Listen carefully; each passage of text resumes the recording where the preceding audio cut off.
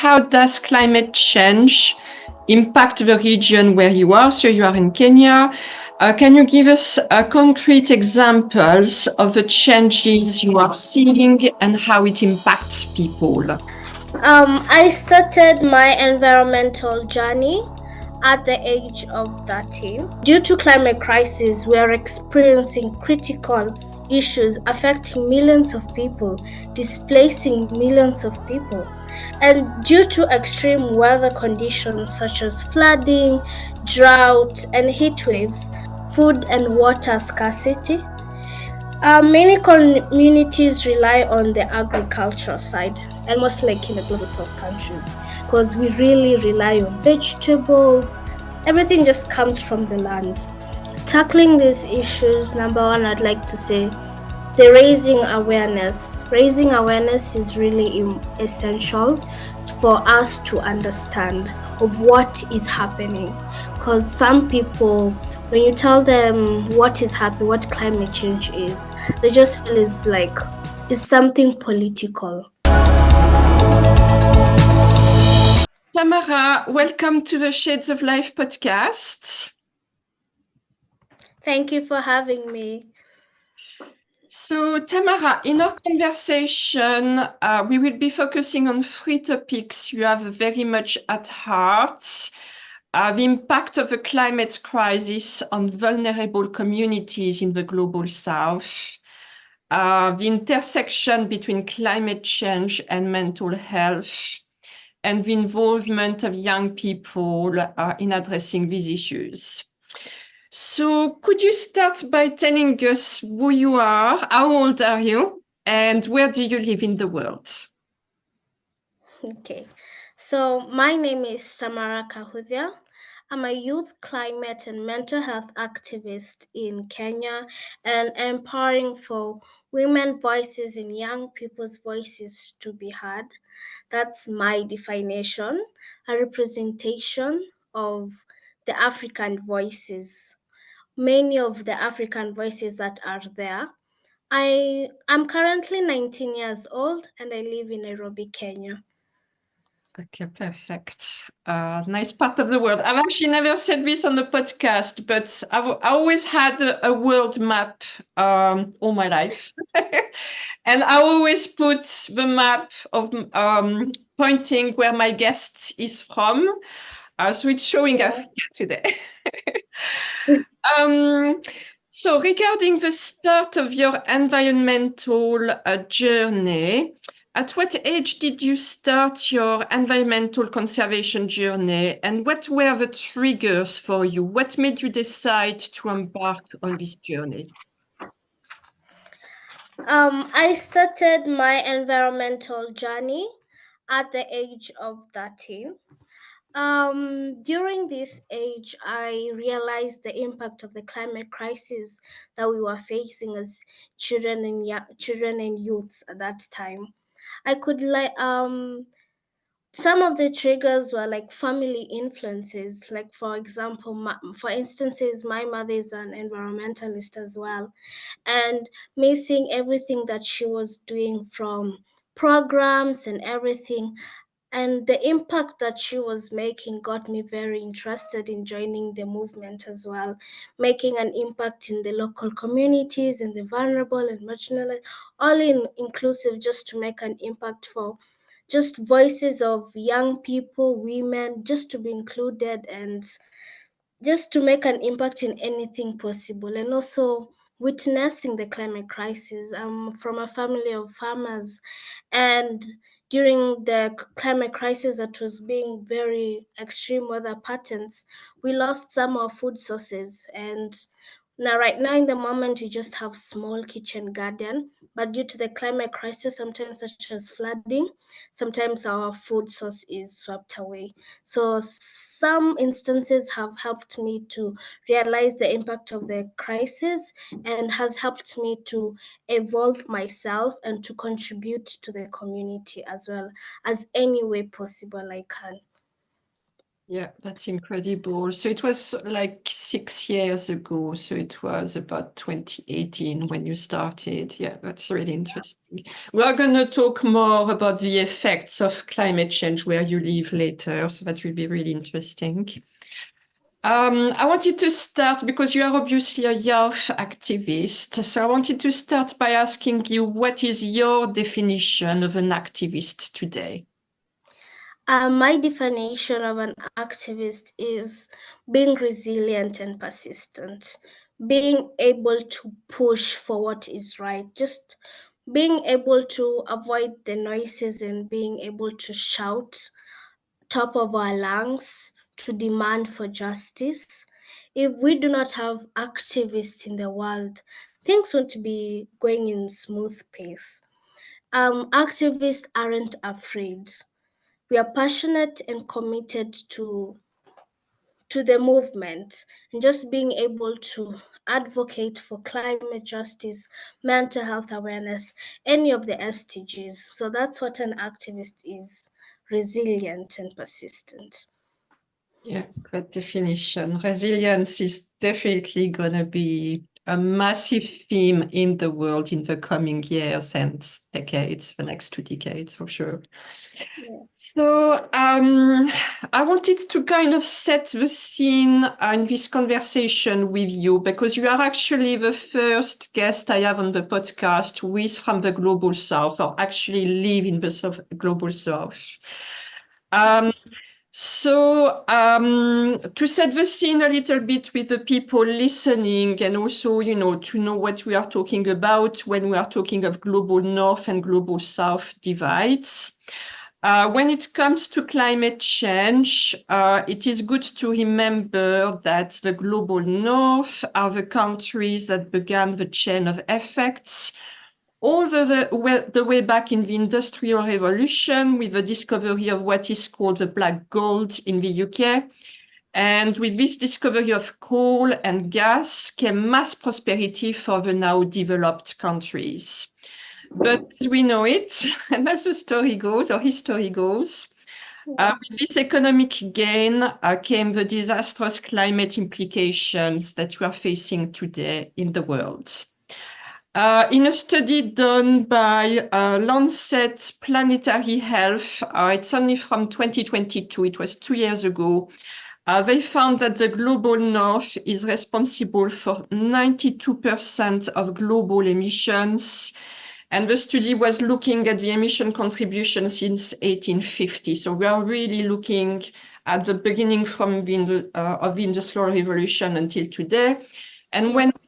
when we refer to global north today, we are talking of USA, Canada, Europe, Israel, Australia, New Zealand, and Japan.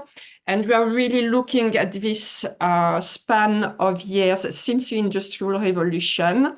Now, what we've seen in the recent years, recent decades, is that there are some countries where the emissions have grown dramatically, like in China. We are now contributing to 30% of the global emissions. So we don't count them all the way back to 1850, but today they are big contributors. What we can also see very clearly today and in the projections from the scientists is that it is the global south that suffers more than 90% of the cost of the climate breakdowns, even if these countries haven't created the problem to start with. So we can see that independently where the issues have started, climate change is a global problem. It is affecting and it will affect every person and every single living creatures because I don't take only into account humanity on this planet.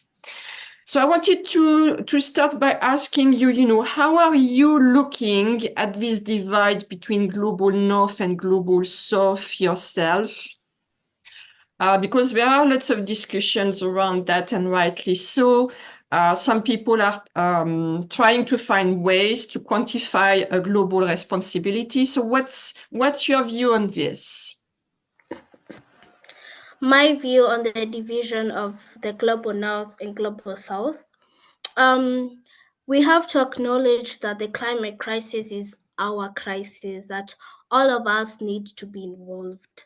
And global south countries have been the countries that have been affected by the climate crisis, from flooding to droughts. This year in May, we had a lot of heavy rainfall in our country in Kenya, where 250 people, over more people, died to the flooding crisis.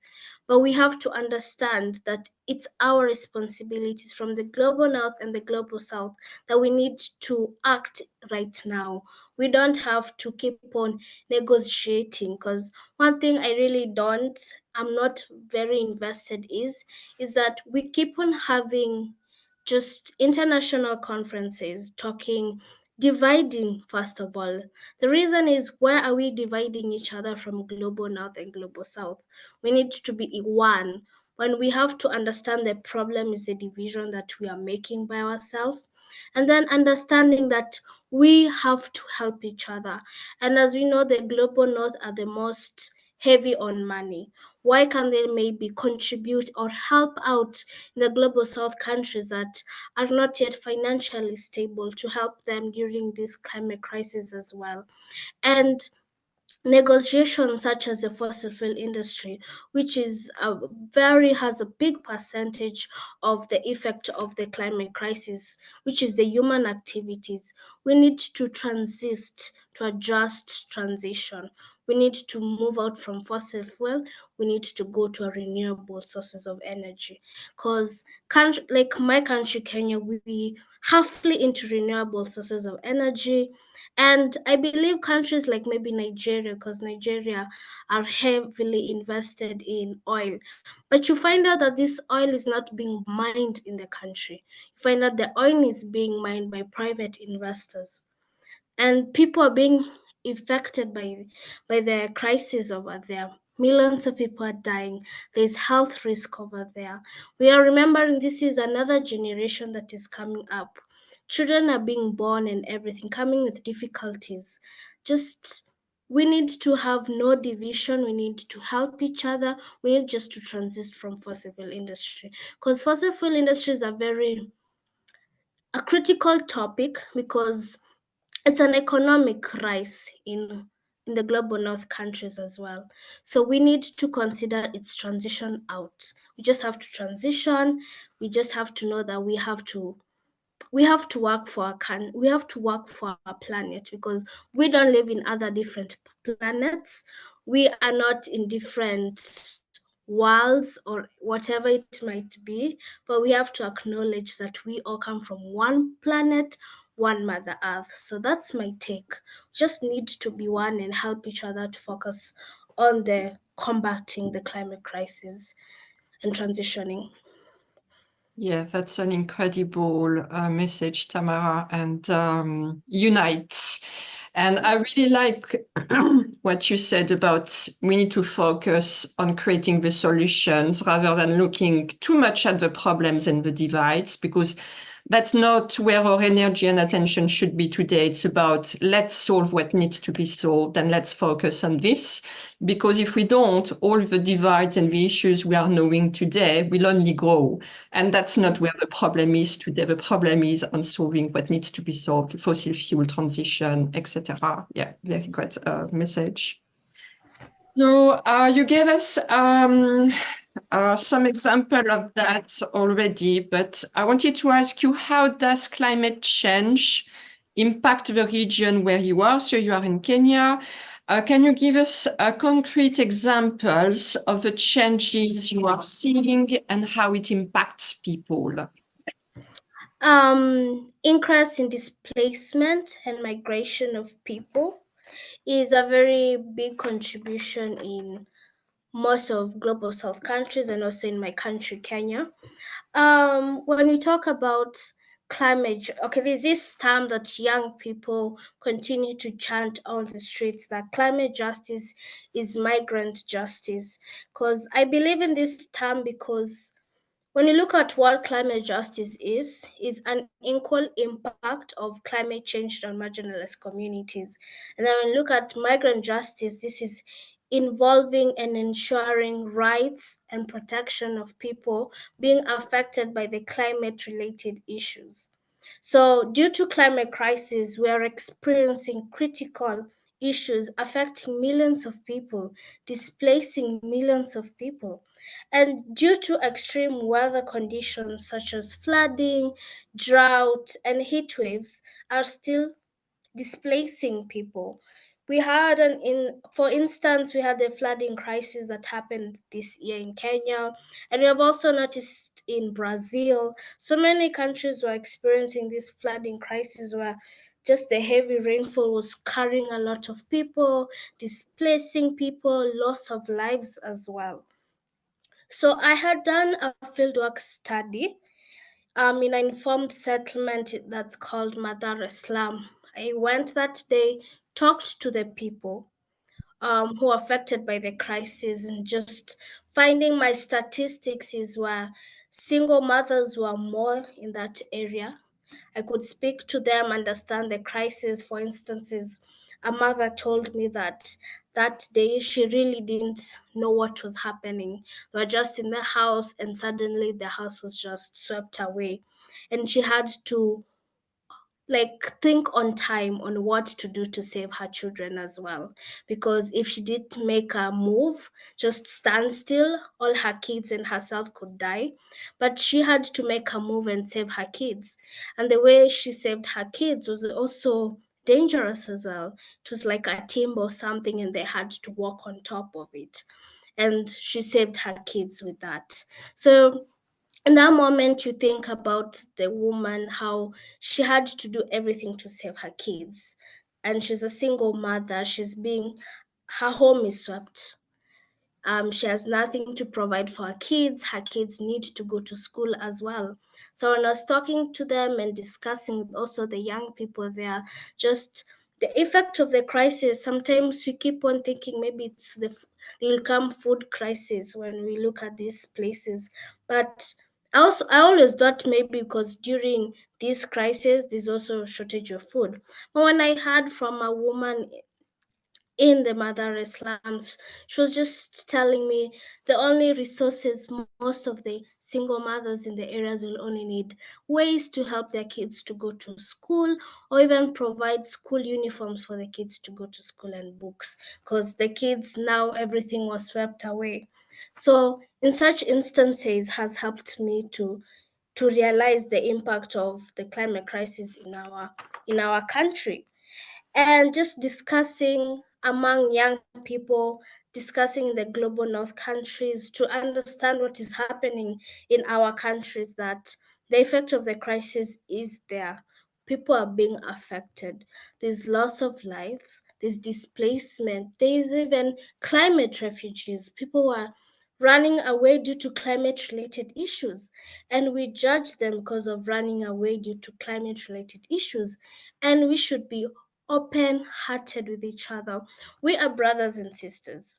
I think humanity somehow ended, and we need to come back, be human beings, being loving to one another, and being supportive, because these are mental health traumas. These are post traumatic trauma people are facing as a counseling psychology as well. You can realize and just internalize that what is happening is not normal, and we need to hear them, we need to understand them, and not only focus on negotiation, because that's so much happening. We also need to implement, help these people, these displaced people, and just being a voice. So we have the sea hello Oh, we have the sea level rising. Coastal communities along oceans are also being vulnerable due to the rising of sea levels and submerging of homes and infrastructures. So, also, that is also an impact in our region as well. Women and children are being affected by the climate crisis.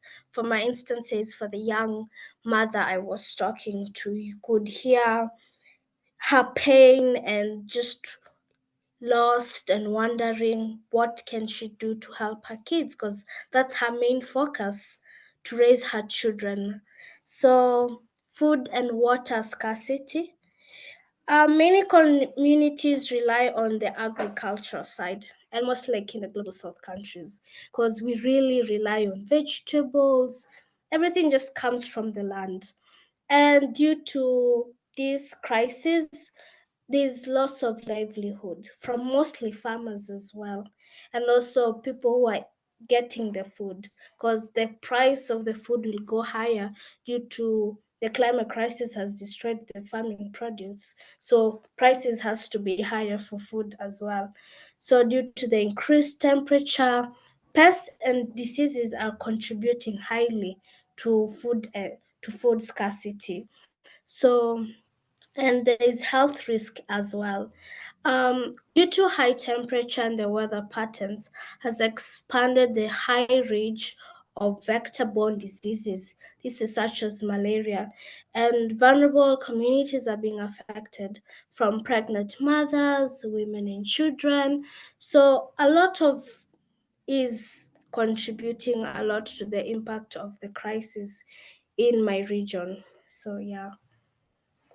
Yeah, thank you for sharing this with us. I think that's really important. I was watching a documentary for another podcast yesterday, and the concept is to watch 3 documentaries with friends. It's 1 hour each, and so we watched the first one yesterday, we watched another one today, and another one tomorrow. And the first one is all about the descent, all the symptoms, all the issues we are seeing today and projecting for the future.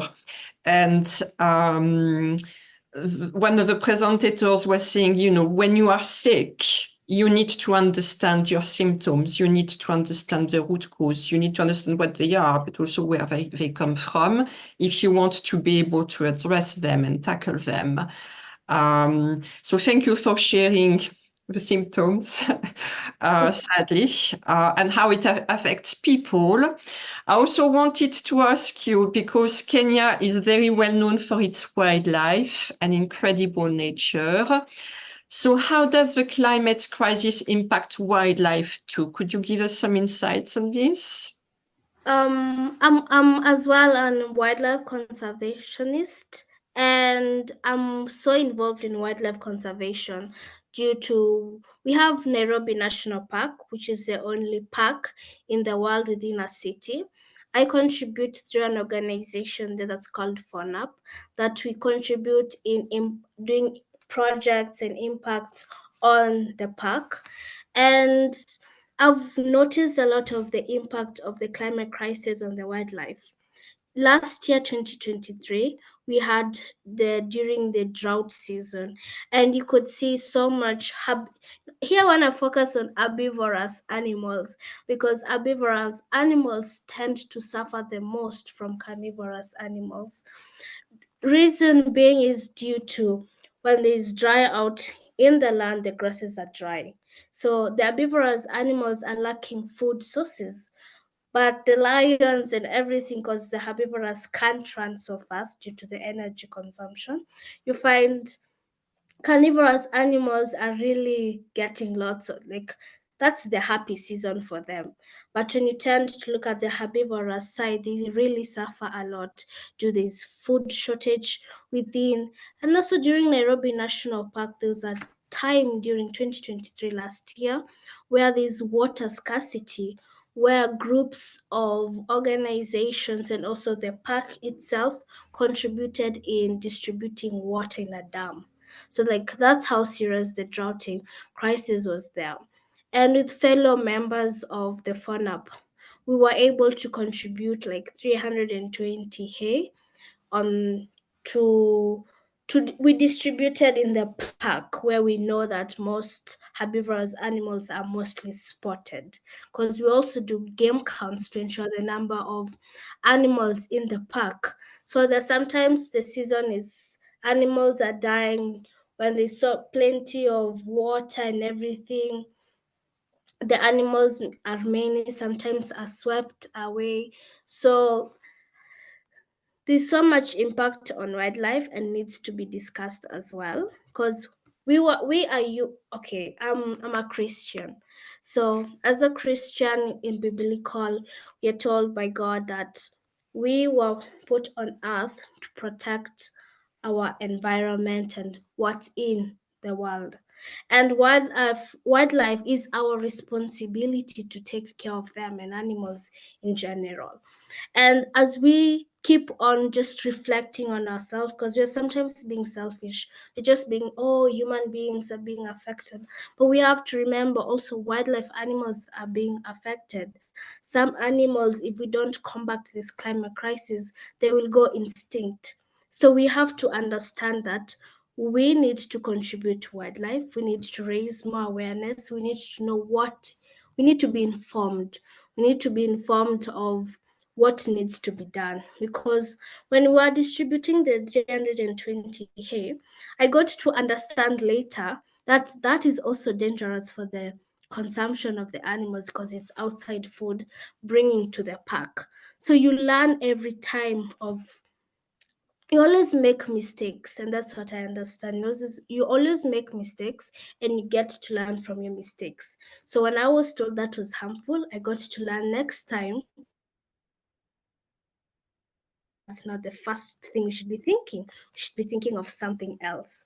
So yeah, with wildlife, we have to learn. You have to know what's good for them, because there are weeds that are also in the parks are also impacting the herbivorous and the wildlife in general.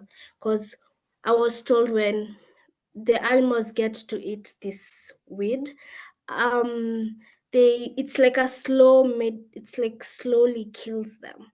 So we also have to understand like what weeds are safe for the animals and what plants should they eat or not eat. So climate change impacts everyone and as well as wildlife. And I have seen it through my wildlife conservation, and so much needs to be done. Yeah. Yeah, thank you for these insights. That's, I feel, really interesting. I mean, I've always been a big wildlife lover for my life. I will actually have my next guest on the podcast after you is a wildlife scientist. Very eminent, is incredible. I've worked on projects with him in the past, but we are going to discuss, the threats to wildlife, and climate is definitely a big one and a new one, and it has massive consequences. And I think it's a good conversation to have because, as you say, we tend to focus on humans and humanity, but we also need to understand our connection with the animal world because there are so many. And the animal world support us humans so much. If we just take the bees, they pollinate our crops, and this is why we can have food on our table. So as you say, the impact of climate on animals, the effect it has, also brings a chain of effects, obviously. It's not just the drought or the climate becoming warmer. So yeah, that's a good conversation to have. So overall, I wanted to ask you, what would you need the most? What would you say you would need the most where you are to help tackling these issues with people and wildlife?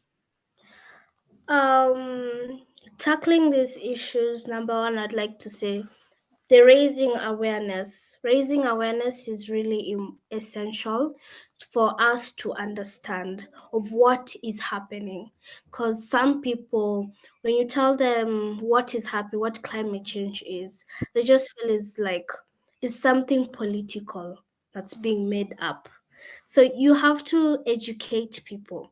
And we have a project that we do that's called Adopt a Tree Initiative, where we educate young people the simplification of what climate change is.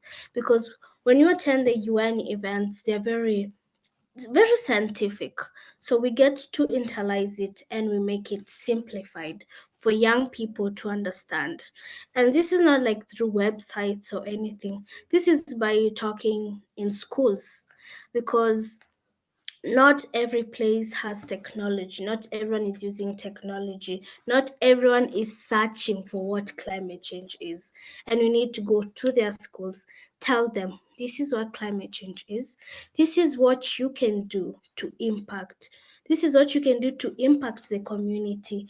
I try to say, like, anything small that we do makes a big impact.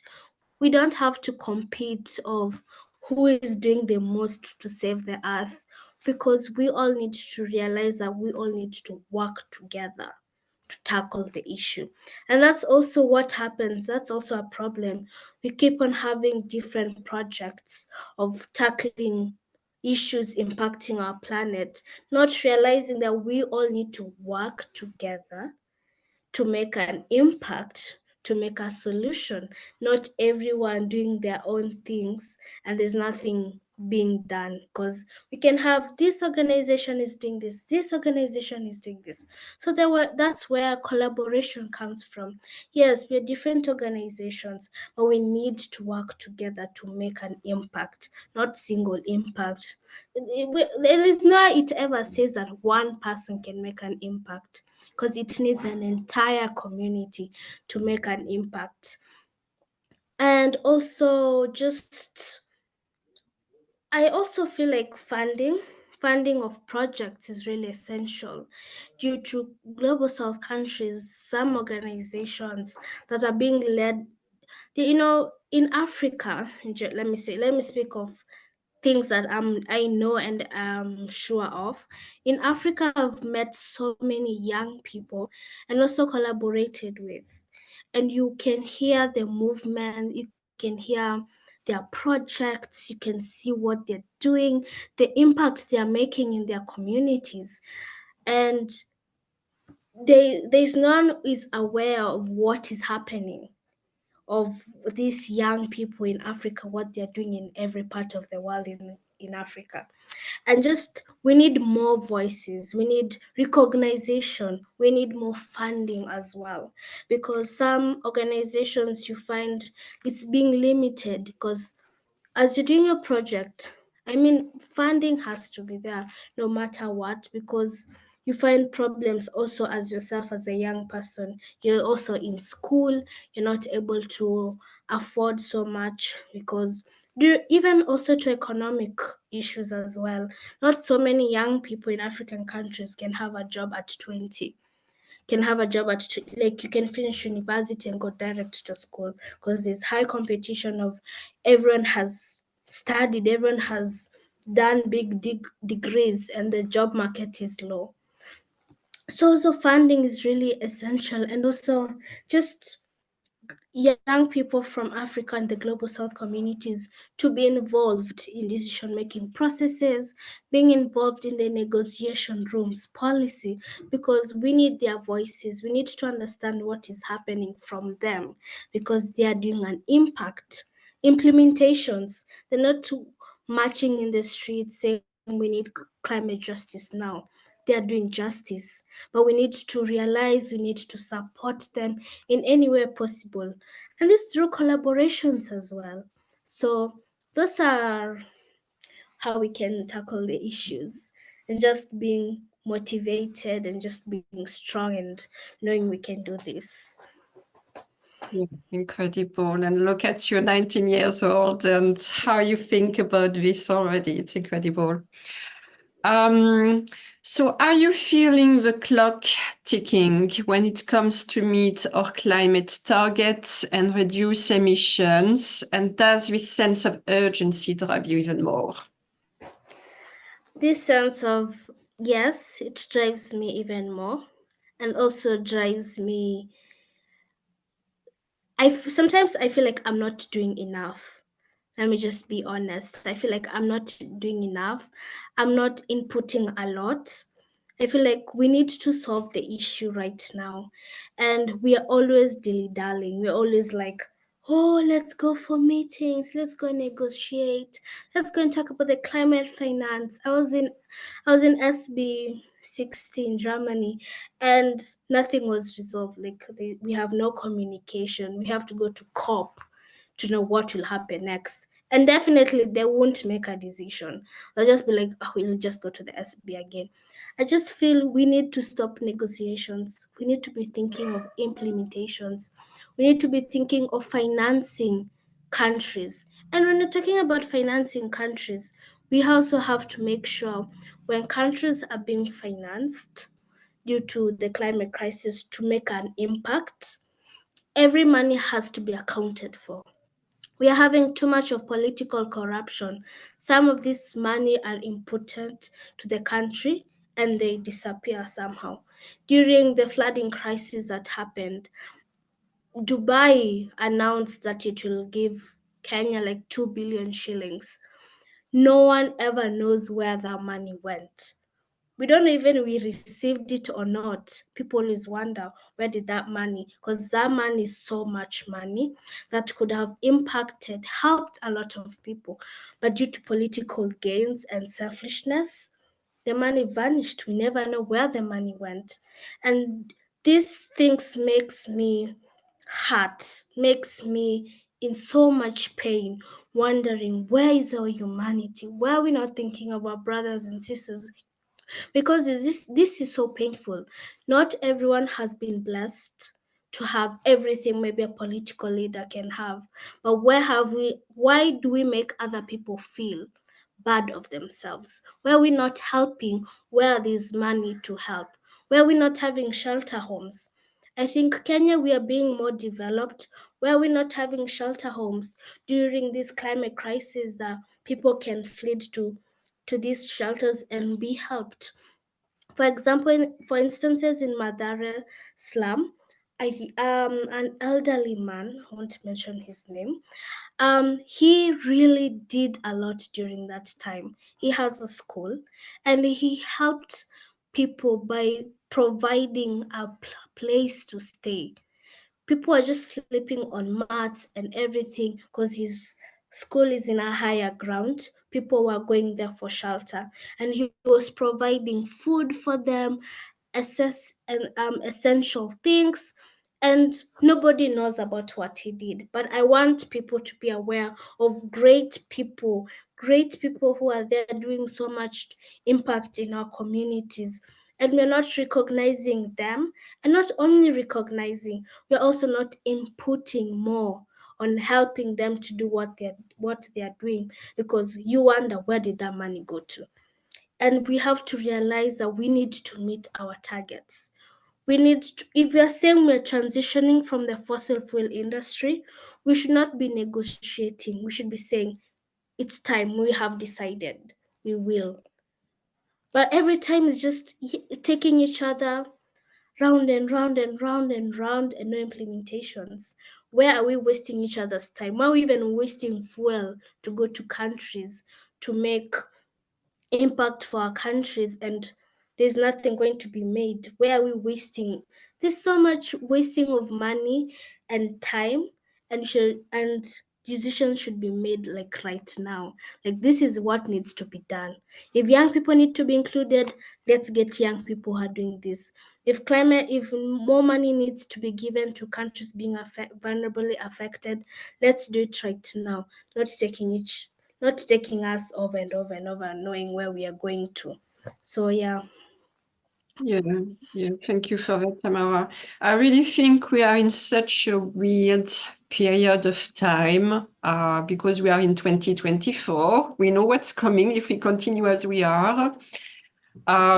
I have seen over the past 3-4 years, because I've always been interested in the environment, and I've been on this planet for some decades already. But the past 3-4 years, there has definitely been a lot of growing awareness. People are really buying into we need to take action and recognizing the issues. And certainly, when there were so many climate deniers in the past, I really feel that today we are in a much better place. But it can feel quite frustrated to know all of the issues we have today and the need to take action now, because there is an urgency. and to still see so little done in comparison to the scale of the issues and what's coming. It can be quite frustrated. And I understand what you said by, am I doing enough? But I think you said you gave a really important message throughout this discussion already, that it's by uniting, all working towards the same direction. The how, the what will be different for everybody. But if we all work towards the same direction, or if a percentage of humanity high enough works toward that direction to create real change, we still have a chance to make things better. But we are at a weird turning point in time, because we are seeing all of these changes in the world. It's affecting more and more people. And I really love the example you gave with this old man, because, that's also why I'm having this podcast. I think it's important to tell the stories of the people affected by climate change and other issues. But also it's important to tell the stories of people doing something about it, just like you do as well. And I think you said something else that's very, very important. Education is key. Yes. We have always said that's the starting point for anything. And if we go back to any problem we've tackled in past times, it starts with education. I don't know why this example comes to mind, but when there were really bad diseases 100 years ago, for example, and people didn't know why everybody would die, because they didn't know the root cause and they were not tackling it, then you need to educate people about it, why it's happening, and then they change their habits. With climate, it seems like a much more massive issue. But if we want to tackle it, because a lot of people are already suffering today and a lot more people will be suffering in the coming years, there is absolutely no doubt about this. So I'm going to end my little speech here, but that's a really good conversation with you, Tamara. Yeah. There is something I've seen in your content where you say that in countries affected by war, the conflict contributes to the climate calamity. So could you tell us how are climate change and conflict linked together? Can you explain this to us? Topics such as war is very a critical issue. Just even talking about war is really a sensitive topic. But we also have to think about how conflict, war, is contributing to the climate change crisis, because due to bombing of these countries, due to the pollution of these countries, is heavily impacting on the climate crisis. But I never understand why we are never discussing of why the linkage of these two, because it's a really big linkage. We have so many countries right now at war. We have the Ukraine and Russia. We have the Israel and Palestine. We have countries in Africa like Congo and South Sudan as well. That so much is happening in these countries. The conflict, the dying of people, the just mental trauma that people are being installed. There's the increased of vulnerability, the lack of resources and infrastructures to adapt, making them prone to both the environmental issue and a social crisis as well. People who are at war feel neglected, and it also contributes to the climate crisis. We need to decide, we need to help our brothers and sisters who are being affected, that we need peace. Peace is very an important thing, because when we have peace among each other, we don't have difficulties in arguing due to, when you look at the root causes of war, it always leads to something pertaining money or resources. But we have to understand that human life is important and climate change is important than resources. We need to acknowledge that. We need to be, I always say we need to be human. Sometimes I wonder, should we be, okay, this is just something, I don't know, something ironical. I say that maybe we should be fighting like how movies are. Okay. Maybe we should be fighting aliens or something. Because when you look at movies, they'll always help each other. Where are we not implementing that help each other? Helping each other during this crisis, not sending bombs or something, but helping each other to build peace among each other, because that's what we need. Because when you have countries at war, contributes to the climate change crisis, and we're seeing the effects. Effects are here with us. We're not talking about effects that are coming. These are effects are here right now. We need to stop destroying properties, the displacement of people. Where are we displacing people? Because it also contributes to the climate refugees as well. People are running away due to these disasters. People need to be safe in their own homes and countries. So we need also was really a sensitive topic, and I really don't talk much of it. But that's the message. We need to be more human. We need to contribute to climate change, not to war. You find so much countries in the US or France that contribute so much to war gadgets. Where are we contributing to war? We should be contributing to environment, contributing to educational system. Maybe so we need that realization as well in our countries as well. Yeah, definitely. I really like your example. We need more movies to inspire people, to not do works. There are so many movies like this. You're right. But yeah, the movie industry contributes also to influence and inspire. Because I'm from France, and in the South, there is always this aspect that you need to have purpose, and sometimes you fall into the wrong things just because it's what's there, and perhaps there isn't enough implemented or offered to actually contribute to the world in a positive way. And yet there are so many challenges today that needs to be solved. It's how can we direct, the youth energy, people's energy, whatever age you are, towards, creating the change that we need, because that's a big challenge. You are such a superhero when you do this today. You are a superhero, Tamara.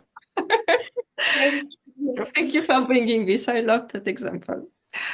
So you support also tree planting for peace. Why is that? What does it involve? How does it work? Could you let us know? So this initiative is programmed by Green Dimensions Network, where I'm a youth ambassador there and a youth volunteer as well. And Tree for Peace is a symbol among us as young people, just us in general, like everyone in general, that we need peace among each other. And Tree for Peace is, as we are planting this tree is a symbol of peace among each other. It's helping us to recognize that we all need to come together and plant a tree. And when we're planting this tree and taking care of this tree, because when we're doing this tree for peace, we're doing it in schools. So when we're doing it in schools, we are educating the young people. And also, the good people of young people, they're always going to share their information to their parents. So it's always a strategic communication method. So as we educate them about this tree is for peace. It's like talking to the tree, telling the tree, this is all my pain I have. This is maybe me and my friends are not in good terms. But as we plant this tree together, is a symbol of peace, that there's no more hatred, is peace. And this is like involving, maybe we also did like a campaign 1 year ago for Ukraine, and it was planting this tree for peace for them. We're planting it to ensure the young people understand, but being sensitive about topics such as war, because war is a very sensitive topic, but just telling them what's happening, but not so much in details, but telling them there is war, we need to pray, and we need to believe that the war will end. And as we plant this tree, we are planting trees for the children and youths in these countries, telling them that we are supporting them during this trial time. We're not there with them, but this tree is a symbol of peace for them in their country. Yes. That's really beautiful. There is something that I like very much about planting seeds, planting seeds that will grow. So you are planting seeds with these children, and I think that's just so helpful to inspire them, and also for the future, because they are going to grow up, they are going to go back to their parents, as you said. So yeah, that's really beautiful. So you are standing for gender equality and for women voices like yours to be heard. Can you give us an overall picture of where gender equality stands where you are? Gender equality is really important, and women are fighting for their voices to be heard. We are fighting to be included. Women are fighting to be in leadership roles. We see that women being in leadership roles helps to combat also issues being affected in these communities. We're seeing women being involved, help in educate. Women also help in educating the general public, the necessities of discussions such as, the gender-based violence as well is a topic that women in leadership have really contributed in, has helped women and girls and young girls to understand what gender-based violence is and to understand what help one needs and what steps we can do to avoid such cases. And also we have seen women being in leadership has helped in discussions such as climate change, promoting of our well-being and mental state. We have seen women being in leadership has contributed to more education among young people. We have seen, like, for example, for instances, Wangari Maathai, the Nobel Prize winner, has really inspired so many young people, including myself, that our voices matter. Our voices are needed. Our voices need to be included in this decision making. Our voices should not be silent because Wangari Maathai is a symbol of, as an African girl, that no matter what, I should never give up on myself. I should not give up on what should be done. I should be there shouting. I should be there making sure things have been implemented for all of us to be included. Just we have seen also women being in leadership has really helped in so many topics, has helped in understanding of very many issues. For instance, in Kenya during the Member of Parliament, they had such a very funny topic. And this is during the finance bill, which is a topic that is very crucial in Kenya because young people are going to the streets to demand for justice, to demand for why is life being so expensive? Why are we being taxed a lot? And the government is not doing its services back. We're having so much of corruption and everything. And is this lady from the Women in Parliament, they're trying to tax pads. And pads are already expensive in our country. Not everyone can afford a pad because the price is high for everyone. For every person in the country to afford a pad is difficult. And they're trying to tax the pad more, which is an essential need that even if the price of a pad is low, consumption of the pad is always gonna be there. And then they were trying to say them just the other gender that women can start using diapers. And I just felt that was very insensitive of a man to say that. and as well as man in leadership to say that. But a woman in leadership who was there told them, you're not going to make decisions for women. Are you experiencing what we experience? And then continued by saying we want to promote our local manufacturers. And she replied, by taxing pads, so should I wait for my period to stop? Then the local manufacturers to finish. Then I tell my periods, come, it's time to come because we need local manufacturers. And just women being in leadership has helped just topics such as pads, just because of high taxation has helped in lowering the taxation rate. So women just women are powerful. Women voices needs to be there, included. Women are motherly. There's something about women are so motherly. Live they'll never live with fear. They're always strong, they're always caring, and that's what we need. We need leaders who are caring, leaders who are not thinking of themselves but are thinking of the community, thinking of, yes, is that one girl or somewhere has no pad, how are we gonna help them? How will us, the government, help them in leadership? By reducing the taxation rate. So, yeah. Yeah, I like that a lot. Yeah, it is true women are very resilient, but generally speaking, have a lot of empathy for others, probably due to being mothers, being and obviously you are a nice leader yourself, and you have a great voice. So we know that climate change, like many other things in this world, disproportionately impacts women. We know that women are often the backbone of communities across the world.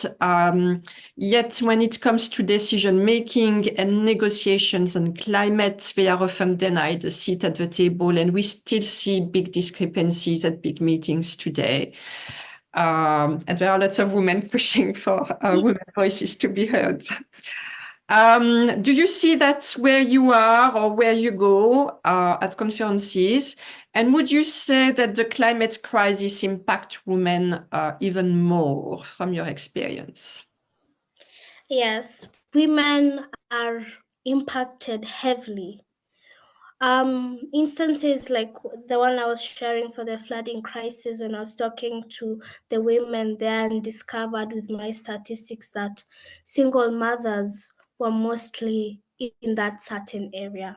And we could find women are mothers, women are caring, women have empathy, just women are so loving in large, and they take care of us as their children. And you find instances pregnant women are being affected by the climate crisis. You're finding women sacrificing their lives for their children to survive during this climate crisis. And the reason that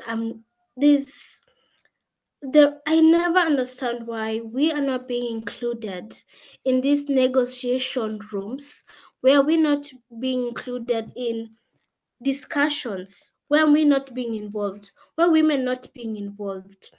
Women are facing the climate crisis impact, but we neglect that. We assume they're trying to steal the show, but no one is trying to steal the show. That's one thing that people feel like women are trying to steal the show. No one is trying to steal the show. Women are a symbol of love, caring, empathy, and that's what is needed in also in climate change topics. You find women are being excluded. You're finding women, if even if there are women in these rooms, you find their voices are not being heard. You find the discussions they're making, what they're saying, is being avoided. They're saying, yes, we're having women in the decision making, but are we including their voices? We find we are not including, we have women in decision making processes of climate change, but are we including their voices in making these processes? Because personally, I feel we are not involving their voices. because none is going to say let's have war, let's not help out, where we're not making decisions for climate finance, where we're not saying this needs to be done now, where we're not thinking of so many vulnerable, marginalized people are being affected. And when we look into it, is women being affected and children, because women are our mothers. And it's something that we always know, that mothers will never leave us no matter what. And mothers will be there for us for no matter what. My mother personally is always there with me, helping me to contribute to the planet. And as well, we work together. We call ourselves a mother and daughter duo, contributing to our planet, involving other young people to be involved. And my mom is just a mentor to me, who has really helped me in realizing my talent as well, realizing that women voices matter, that we need to do everything. We need to be in these decision-making processes, and climate change really needs women voices included. No matter what, our voices needs to be included. So Yeah. yes. Yeah, that's beautiful, Tamara. I was thinking as you were speaking, I think the fact that you are still fighting for women's voices to be heard, other minorities, because it's not only women, and to have everybody's voice heard and everybody having a voice, I think it is still symptomatic of the systemic changes we still have to create concretely and make happen. And I think, when I think of a vision for the future where I will think, oh, things are progressing in a really nice direction, part of it is having everybody's voices heard. It doesn't mean it doesn't stop there. Obviously, there needs to be decision making and etc. But part of the issues we are having is probably due to a very linear way of thinking and having a majority with patterns bringing us here, and we need to break these patterns. And part of it is having women's voices heard and taking part to these conversations. And to go back to something you've said throughout this conversation, it is not a competition, and I think you said that very rightly so. It is not a competition, and it is also part of where we need to evolve as a species, because it's about working together. Again, it's about working in the same direction with all of our talents. And men have talents, women have talents. We are not always the same. But by coming together and combining them, that's, we can really move forward in a beautiful way. So I'm glad you brought your mom up, because that's my next question. So basically, when I researched you, I've seen that you travel in different places in the world. And then there was this really nice picture of you holding a poster. And I thought it was your friend next to you holding another poster. I was, oh, she's with friends and, being your activists. And then I realized that the person I thought was your friend was your mom. So she looks very young because I thought she was your friend, basically. So I wanted to ask you if you could tell us about your mom, Lucy, I think is her name. Yes. Because she has dedicated, I think, her life to fighting climate change. So I wanted to ask you if you could tell us about that and how did she impact you? My mom, Lucy, she's called Lucy Kagendombai. She's an inspiration. She's my mentor.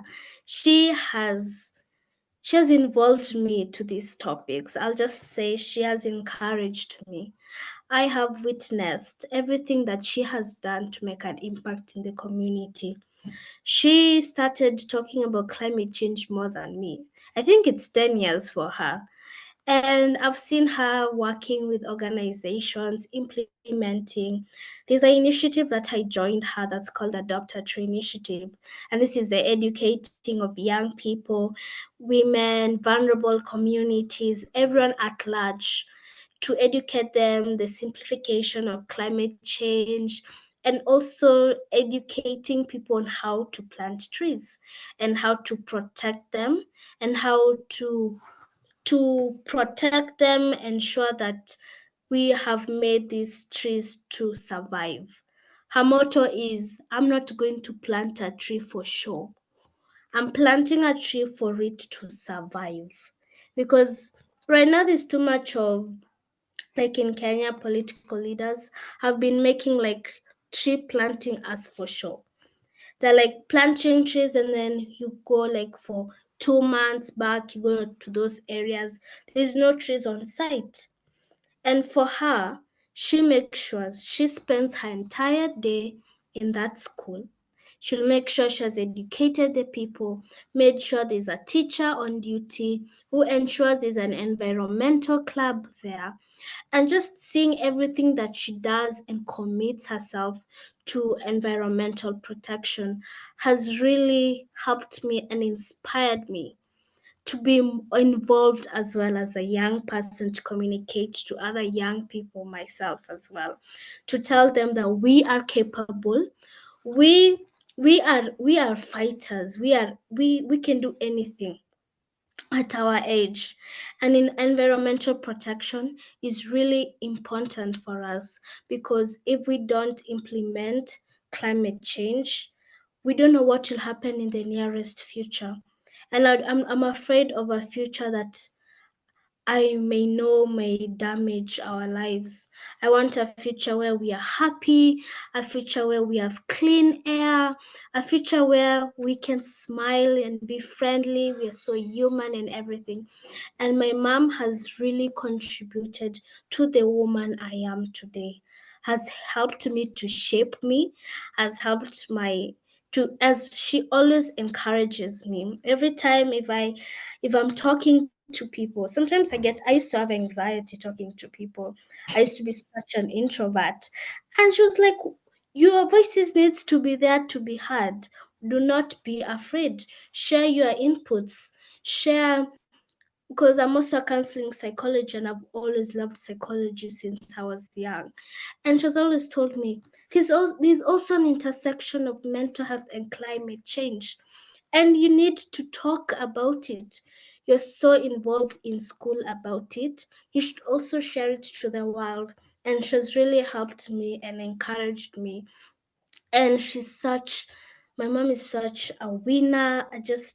I'm in love with everything that she does, and I'm happy that I got to be her daughter. So yes. Yeah, she seems to be a great person, and I think we can certainly see her influence on you today. And, she must be very proud to have you as a daughter as well, I'm sure. So, you did mention this quite a lot of times throughout our conversation, but you are an advocate promoting mental health, and I know that's an important topic for you. So, can you tell us why these topics matters so much to you personally? I'm a mental health survivor, and that's a topic that I really don't discuss about it that much. But I've been able to open about it as a mental health survivor, and just seeing the impact of climate change has also impacted me in my mental health as well. So, as you know, climate change is a long-term shift of the high temperature and weather patterns, such as extreme weather conditions such as flooding, droughts, heat waves. We get to see that these crises are impacting people, not physically, but mentally as well. The loss of livelihood, leaving people in a state of, what will I do next? What happens here? Where do I go? The displacement of people, constantly asking yourself, what am I going to do? Where am I going to? I have no home. And just these topics is really essential to me, because we are really not focusing on the mental impact of this crisis, and we need to raise awareness. We need to help out. We need to understand that so many people are being affected by this mental health in terms of climate change. In Africa, as I know, topics such as mental health, we regard it as you're insane. It's traditionally people say you're insane. There's something wrong with you. You need to go to a doctor and everything. You're nuts. That's like the term they'll put it. But we need to acknowledge that mental health is with us. We need to, and that's what I try to do because I'm opening up a new organization. I'm in the process. And the organization is like focusing on climate justice and mental health and empowering of women and gender.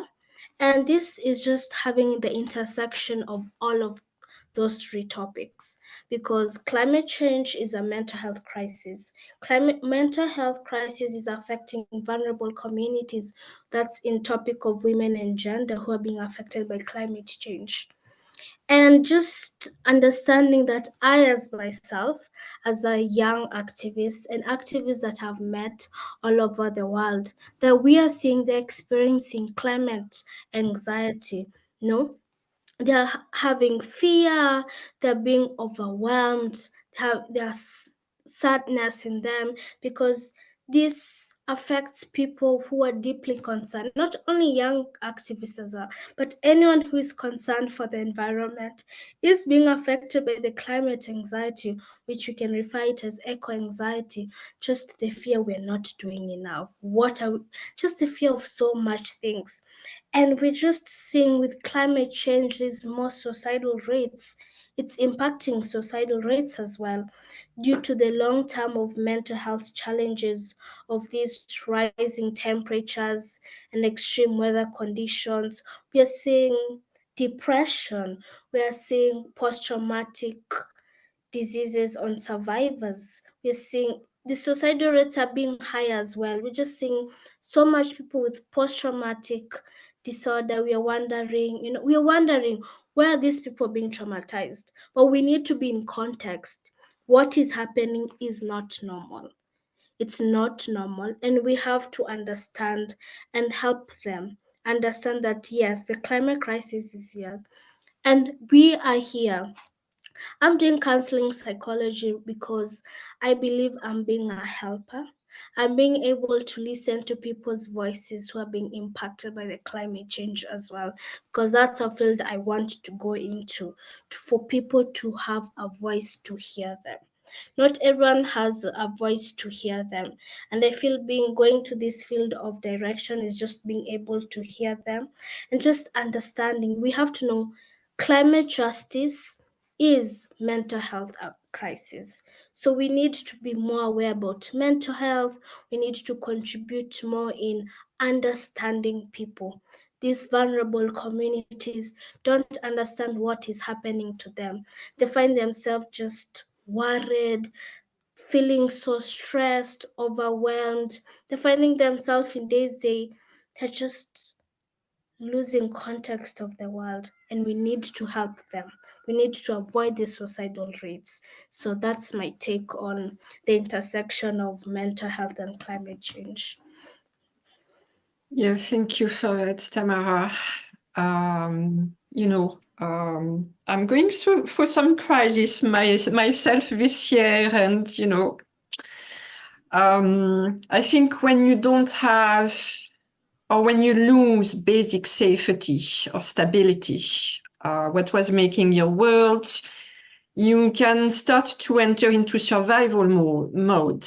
And as you say, depending on how strong you are mentally, your support system with people surrounding you, help you can get, Yes. it can impact you in very different ways, as you described. And yeah, everybody needs, basic safety and stability is a need we all have in the world.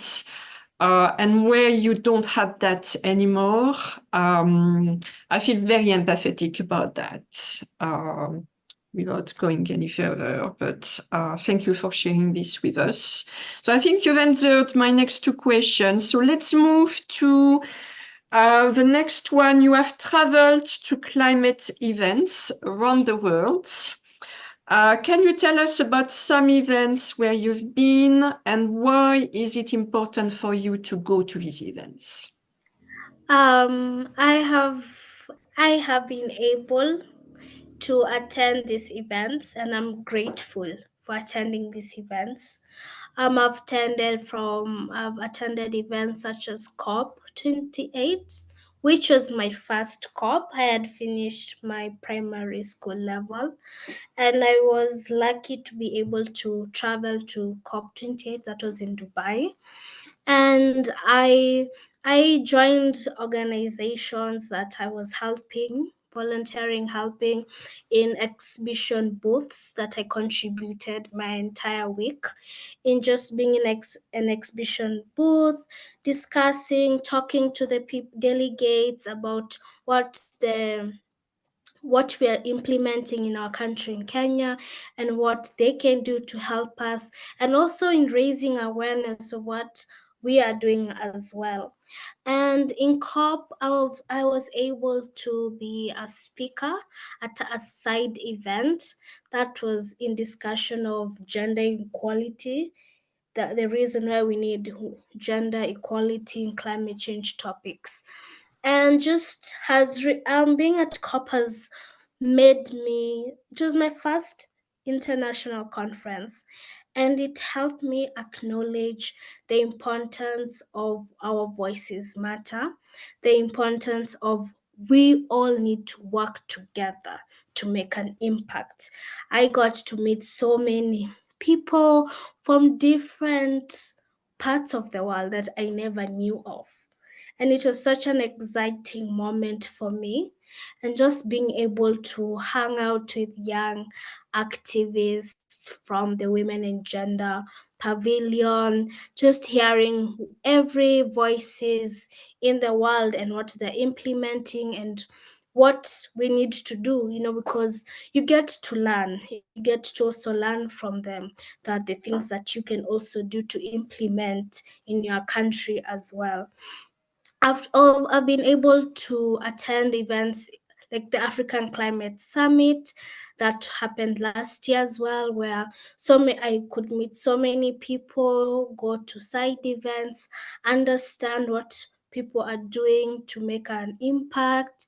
At SB60, that was in Germany as well. That was like, I think 1 month ago.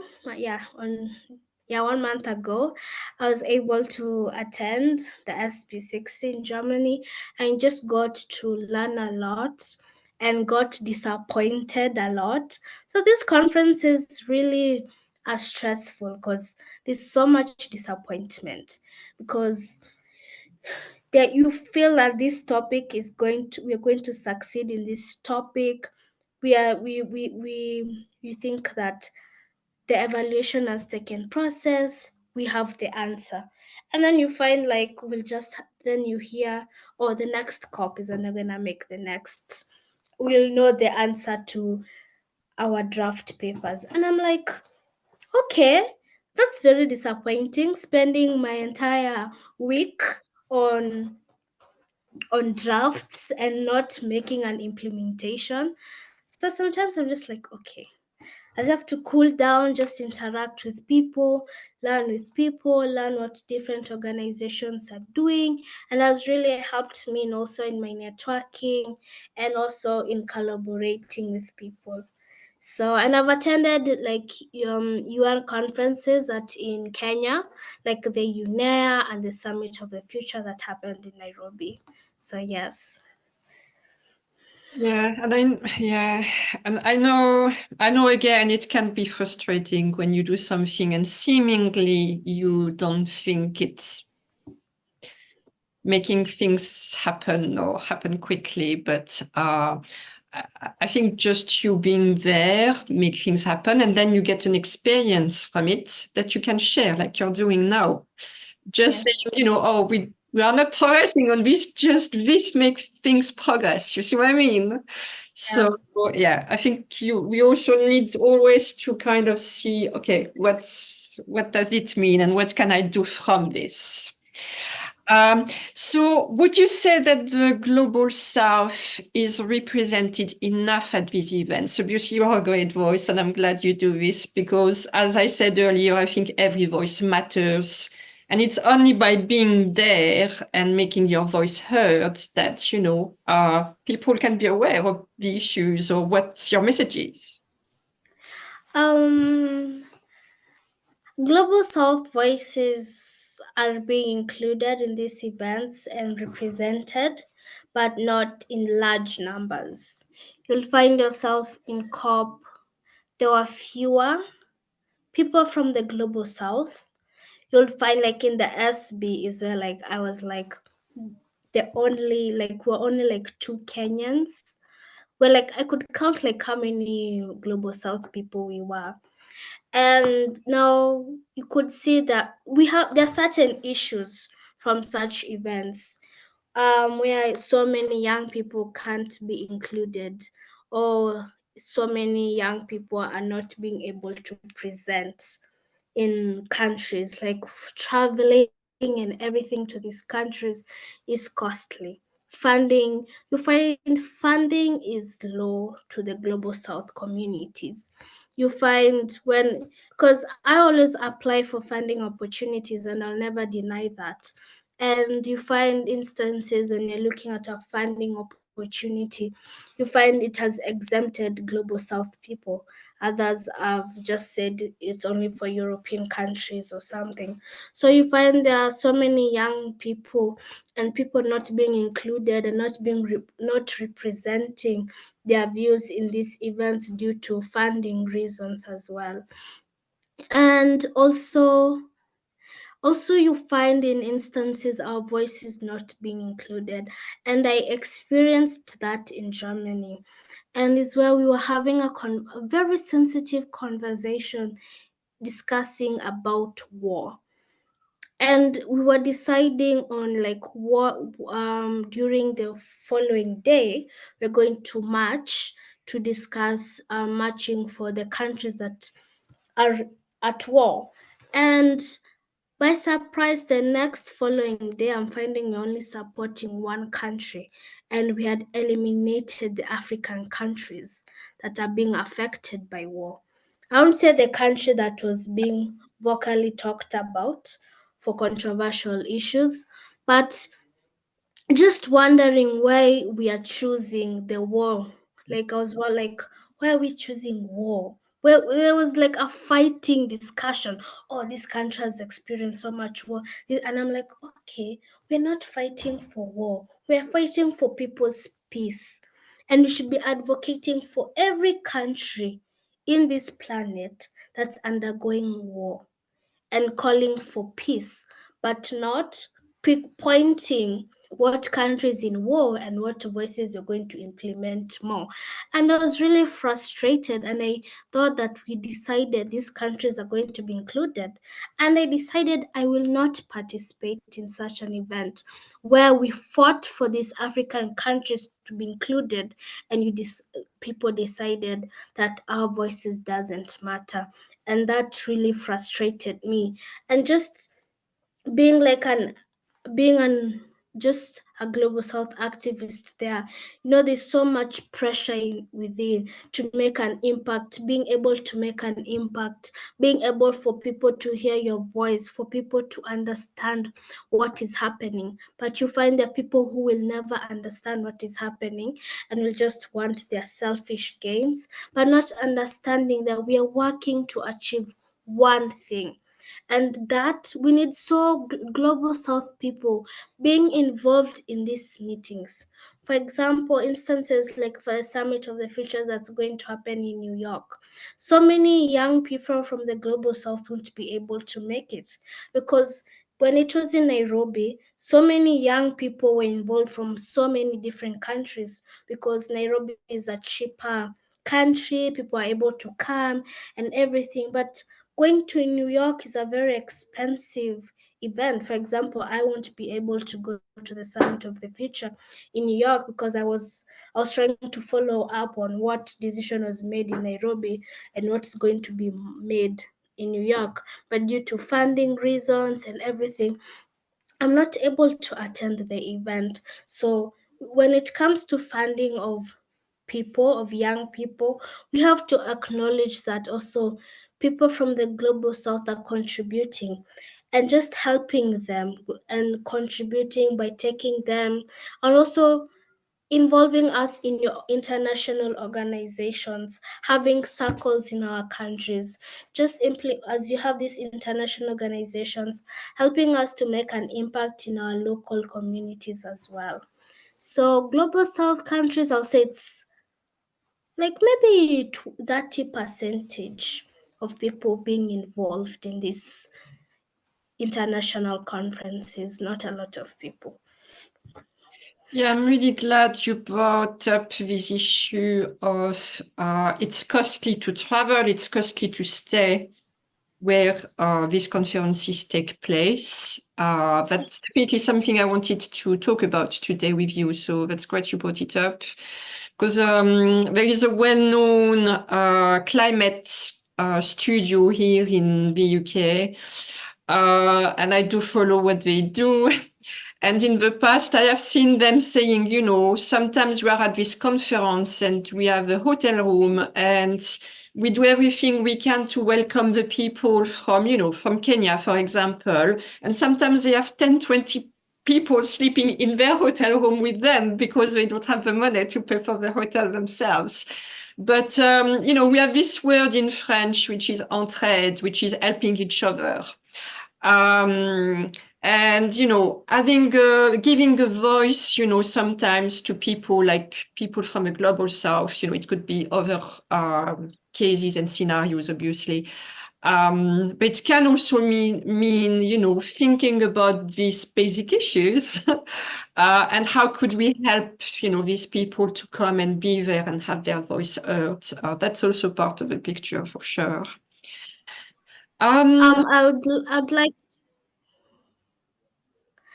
I'd like to add something where, like, for example, in Germany, we had there was a like a bed exchange program that was really helpful for so many young people because we were able to have free accommodation at people's homes, and like just having only expenses of maybe your travel and your daily consumption, but just being able to have a program that really helps so many young people to attend this conference for free accommodation. Personally, I enjoyed a lot just being able to attend the conference and just being able to like stay during in somebody's home through this bed exchange program. So such programs should also be included in other countries when they're having international conferences. Yeah, that's great. Thank you for mentioning this. So, I also wanted to ask you, what has been your experience with other young activists from around the world when you go to these conferences, and has there been any benefits to you to meet them? Being able to meet this young activist has been amazing. I've been able to meet like Greta Thunberg, who is the first climate activist ever. I met her in Germany, and just meeting her was such a big inspiration. Just like motivated me that yes, you know, it motivated me as a young climate activist that anything is possible, our voices matter. And we had a chat with her, and just like listening to her views, her listening to me was really just the peak of my moment as well. And also meeting other young activists from all over the world has been such an amazing opportunity. Just it feels like home. You feel like you're belonging somewhere. You don't Yeah, feel scared. when you meet people who are like-minded, yeah, for sure. Yeah. Yeah, and you're not scared at all because for example, when I was in Germany, I was getting lost a lot. And I was being helped a lot by young activists like navigating and everything. And just having these young people being by your side, activists, is such an empowering thing. You're your brothers, you're spending time together, you're exploring this country that you guys have never visited, just seeing the sites as well, and also helping each other, understanding the negotiations, having discussions, knowing what should be implemented. Is just those are my big benefits. And also like collaborating as well, going back home, keeping in contact as always, just having discussions and collaborations of activities. Such can be webinars, or also having them the opportunity to come and collaborate on maybe a project as well. So there's so many benefits of being among each others as young activists and just being each other's brothers and sisters. So it's very empowering to be being a member of the young activist, because it's such a family. Yeah, definitely. I think once you find your tribe, people who resonate with you and, what you think of the world, what you want to do in the world, it makes such a difference. I think it's very uplifting, and I think we can see that on you as you speak. So, a big question for your generation. How can young people make a difference today? What would you say is the role of your generation? As I was writing this question, literally, I saw some young people who took their countries to court over climate inaction, for example. So when, in people's minds, that's not something you do when you're young, but today it's happening. So yeah, how would you say can your generation make a difference today? Our generation has really helped a lot in just raising awareness, making our leaders just, what are we going to do? Like leaders are like left like, oh, young people are really bothering, because that's what most leaders will say today. Like young people are so disturbing. They want things to be done, but that's what should be done. So young people have really helped a lot in implementations. Yeah, people are getting themselves involved in negotiation.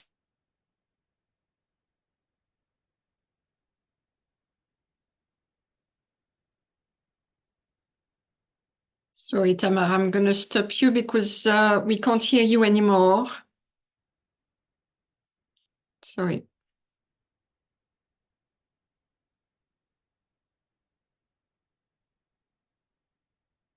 We've kind of lost the connection.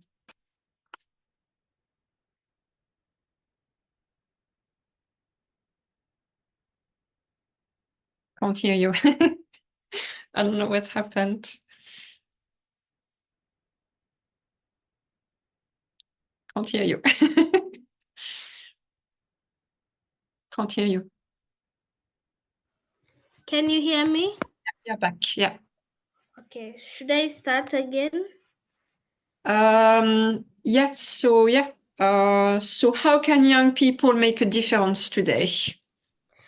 So, young people are making a difference today and are really helping a lot in making a difference.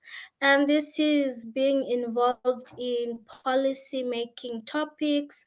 I've also able to like teach myself on how the United Nations works, and also policy, entering in programs that are educating people on policy advocacy as well. So also being able to also learn like the policy side and implementation side has really helped so many young people as well, getting to help each other with policy discussions and everything. And young people are advocating strongly, from marching in the streets, from having the global climate strikes. As I'm a member for the Fridays for Future, and we see that every year there's always a global strike. And so young people are organizing these climate strikes, to shouting in the streets, demanding for climate justice. And leaders are aware of these marches, and they get to feel the need of action. So young people have really helped a lot to implement action, for leaders as well to go to the direction of we want action as well. And just our voices matters due to we are as well future generations. Young people do not only want to sit at the table, we want to work together being at the table. It does not mean because maybe I'm 18, 19 means I can't make decisions. I can make decisions, and I can make decisions for my country and the planet Earth. So we need to collaborate from the old generation to the young generation to work together to make impactful and successful decisions for implementations for our planet Earth. Mm. Yeah, I mean, I really commend the young generation today. You were talking about Greta Thunberg, of course. I mean, she has played such a big role in starting a whole youth movement with Future Fridays, for example. And as you were talking, I was thinking, it would be the role of adults to protect our children. And today, the youth has to stand up and say, hey, you need to do something to protect our future, which is almost ironic and paradoxal. But I think this is exactly what gives such a powerful voice to young people today, because you are young, you look young, and you're as adults, as leaders, as managers in the world, you can only be sensitive to this. I have seen over the past years so many people having a kind of awakening thanks to young people's voices, because they were like, oh yeah, I do have children, I do want to do something. And I think it has started, shifting some people's minds, at least. I've seen people starting new businesses, new initiatives, and I'm talking of adults, more adults here. So thank you for what you've done, because I think, young people like you who are climate activists today, you have a lot of courage, a lot of resilience, a lot of passion, and you definitely have a role to play as part of the overall picture. So I wanted to ask you to finish on the events where you go. Are you also going to events in Africa, or is it more global events? I'm going to events in Africa due to, for instances, in Nairobi, we have the United Nations office. So I get the opportunity to attend events there. I've been able to attend two events there from UNEA 6 and Summit of the Future. And due to the Summit of the Future was having so much involvement of young people.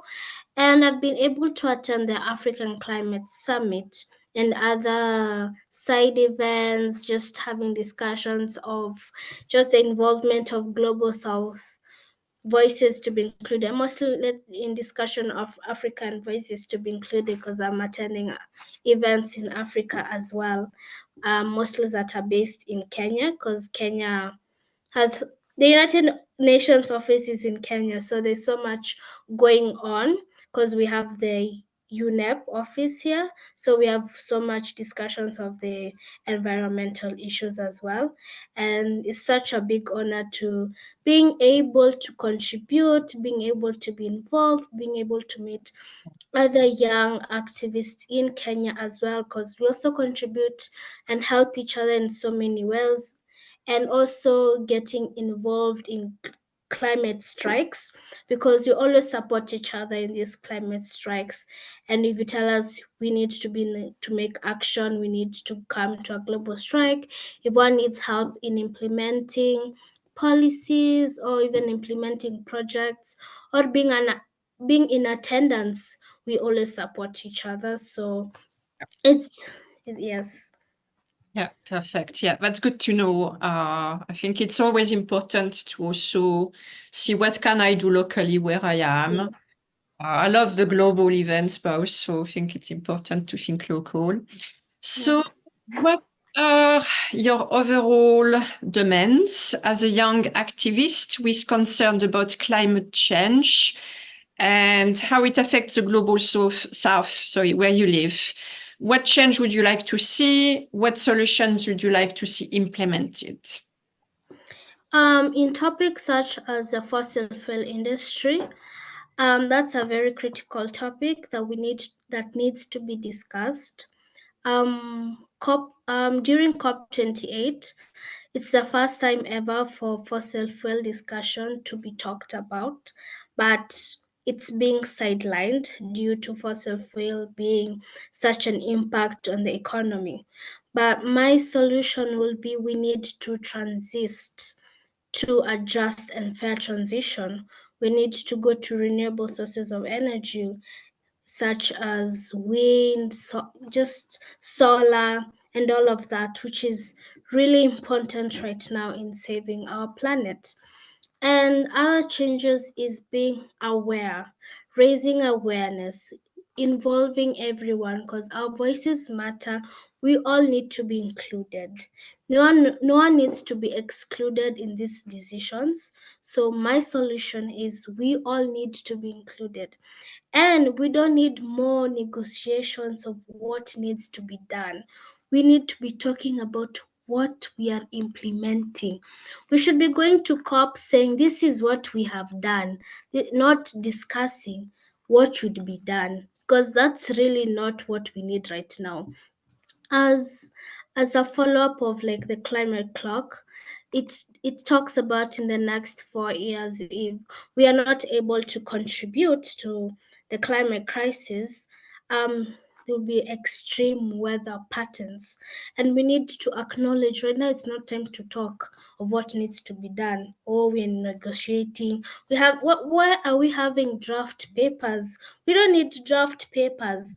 We need papers that say this needs to be done, and these are implementations needs to be done for every country in the world. So how will the US global north contribute? How will the global south contribute? And if we're having finances being given to these countries, this money needs to be accounted for. Every single penny, who have benefited, who have gotten green jobs from it. We need pictures and videos showing in certain area this is after and this is before, to acknowledge what implementations we are doing. We don't want lies, because we have too much lies also from our leaders as well. Political leaders, they'll say yes, we're implementing this. There's no evidence. They've eaten the entire money, and they'll be like, we need more money, and the money has been given to them, but they end up saying, oh, we need more money. Money is given to them, but there's no implementations. And when it comes to that, we need people to make sure that this money does not go to the wrong hand, but goes to what needs to be implemented. And that needs young people to be involved, because young people do not want jokes on certain topics as climate change. We want impacts, not eating of money or benefiting yourself. We need to benefit the entire ecosystem, not an individual gain. So that's my take. Yeah, that also makes me think, when you speak of corruption and that type of things, that's also an advantage of being young. You haven't been into that system yet, and you have the freedom of your voice, and perhaps say things that other people are afraid to say. You see what I mean? So last question, Tamara, on your role as a climate activist. So what impact do you think you are creating, and what impact do you hope to create through what you do and raising your voice? The impact I'm creating is to raise awareness of the environmental protection and also the intersection of climate change and mental health. And just being able to being part of the solution is very important for me, no matter what. And what I hope in the future is we have a just and transition from fossil fuel. We get to acknowledge the intersection of climate change and mental health, and just being able to listen to one another, being able to include all voices, from vulnerable communities, from women's voices, from young people's voices, from indigenous communities as well. And my take is that we all matter, and our voices matter. And we are change makers, every single each of us. And we have to protect our planet. There's no planet B. There's no other planet that we think there is. There's none. And we have to protect the planet that we're given. This is from marine, this is from us, ourselves. We need to protect everyone, human beings and also animals as well. No one is being excluded. So yes. Yeah, I can't think of a better mission in life than being the stewards of our planet, honestly. Like, for me, that's a dream job, that's a dream life. So, yeah, thank you for that, Tamara. So this podcast is called Shades of Life, as every guest bring their own color, vision, and mission to it. And I always end this podcast with the same question to know more about you through a different angle and give a creative impulse. So if you were a color, what would it be and why? If I was a color, I would be green because green shows growth, renewal, and harmony. Due to why I believe in that, because with what it aligns with me, with my vision for environmental protection. So I feel my color is green. Yes. So what type of green would you say? Dark green. Well, I've got news for you. You are the first guest on the podcast to choose green. And that's one of my favorite colors, so I'm very happy. And I will add that, you know, the color of the heart chakra is green, and you have so much heart. I think we've seen this throughout this conversation. So I think it always goes very well with you. So thank you for that. That was the last question. So I want to thank you. It was an incredible conversation. So thank you for sharing, you know, your voice, your messages with us today on the podcast. And from a Global South perspective, I said that at the beginning. You are the first guest from the Global South on the podcast, not the last one. But I'm very glad it was you. You are a very inspiring climate activist who is doing amazing work for the planet and for your local communities, as you shared with us today. And I would really invite everyone listening today to connect with you, to listen to the voices from the Global South for sure. I always say this on the podcast, but at the end of the day, we are all connected. What happens in one place will impact another.